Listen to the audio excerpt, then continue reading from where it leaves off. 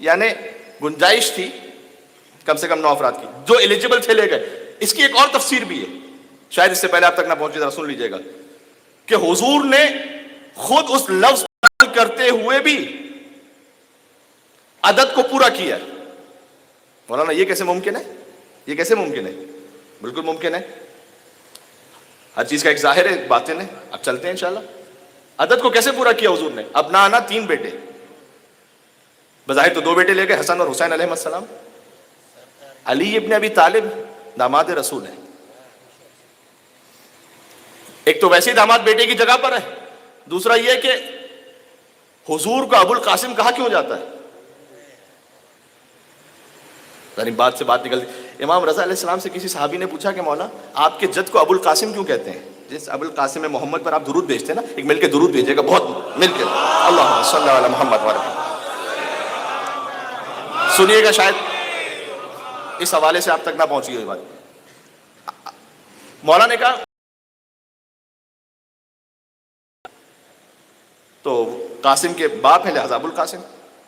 تو اس شخص نے کہا کہ مولا حل ترانی اہل للزیادہ، مولا یہ بات تو میرے علم میں بھی تھی، کیا اس سے زیادہ کا اہل سمجھتے ہیں مجھے آپ؟ تو کچھ اور بھی بتا دیں۔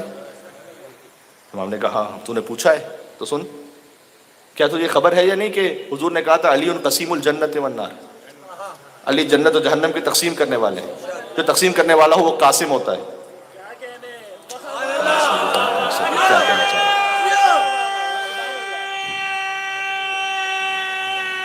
بات پہنچی ہے، مل کے کہیں گے۔ حضور اس پوری کائنات میں علی کا ایک ہی استاد ہے، اس کا نام ہے مصطفیٰ۔ خود فرمایا کہ انہوں نے مجھے علم کے 1000 باب تعلیم فرمائے، ہے نہیں؟ استاد کس کی جگہ پر؟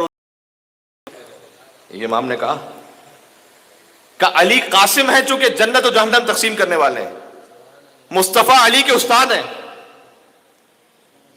لہذا علی قاسم ہے، مصطفیٰ ابو القاسم ہے،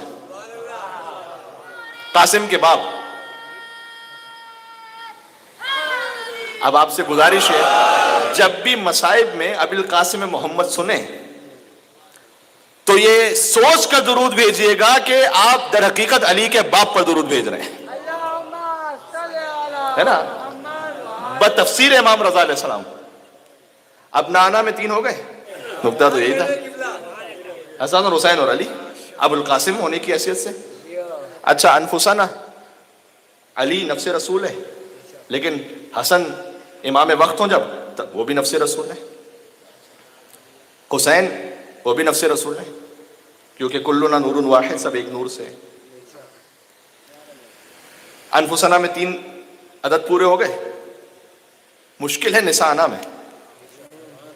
آپ 3 کے عدد کو کیسے پورا کریں گے نسانا کی منزل پر، جبکہ سید کون سلام اللہ علیہ واحد ہستی ہیں مستور میں جو مباہلہ میں تشریف لے گئی ہیں۔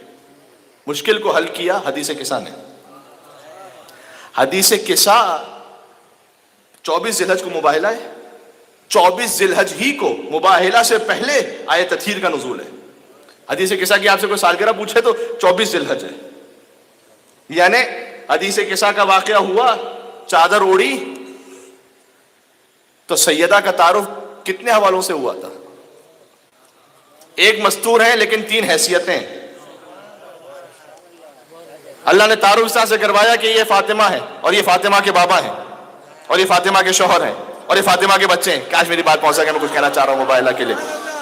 سیدہ مستور ایک ہے مباہلہ میں، لیکن نسانہ کی منزل پر 3 الگ الگ حیثیتوں میں ہے، محمد کی بیٹی ہونے کی حیثیت سے، علی کی شریک حیات ہونے کی حیثیت سے، حسنین کی ماں ہونے کی حیثیت سے، جیسے حدیث کسا میں کہا ہم فاطمہ تو و ابوہا و بالہا و بنوہا، صلوات بر محمد و آل محمد۔